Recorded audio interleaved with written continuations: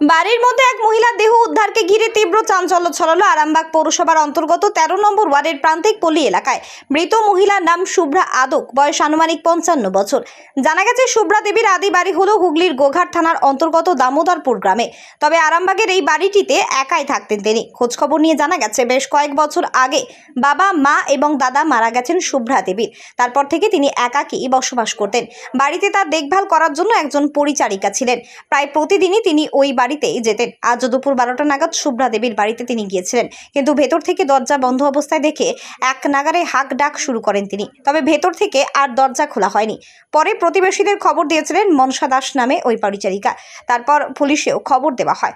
অতঃপর খবর পেয়ে ঘটনাস্থলে পৌঁছে দরজার তালা ভেঙে ভেতরে প্রবেশ করে পুলিশ। তারপরে চক্ষু চরকগাছ হয়ে যায় সকলের। দেখা যায় মৃত অবস্থায় পড়ে রয়েছেন শুভ্রা দেবী। ভেতর থেকে দুর্গন্ধও ছড়াচ্ছিল। পুলিশ সেই মৃতদেহটি উদ্ধার করে ময়না তদন্তের জন্য হাসপাতালে পাঠায়। ঘটনা তদন্ত শুরু করেছে পুলিশ। দীর্ঘদিন অসুস্থ ছিল।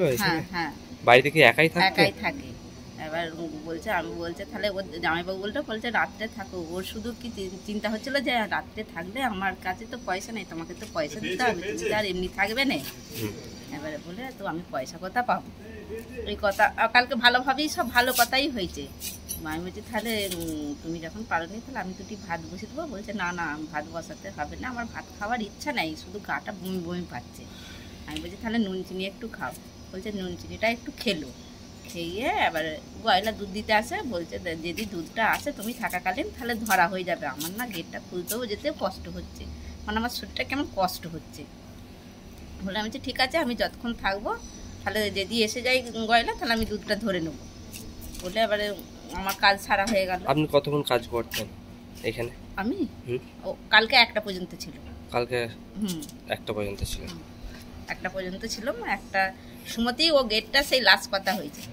একটা সময়তেই চাবি দিয়েছে, দিয়ে বলছে আমি এই চাবি খুলছি আর গয়লা এলে তাহলে আর ফিরে যাবে। আর আমার দুধ নেবার মতন শক্তি নাই, তারপর দুধটাও কেউ জাল দিবে সেই রকমও আমার শক্তি নাই, মানে খুব কষ্ট হচ্ছে। কি হয়েছিল ওনার?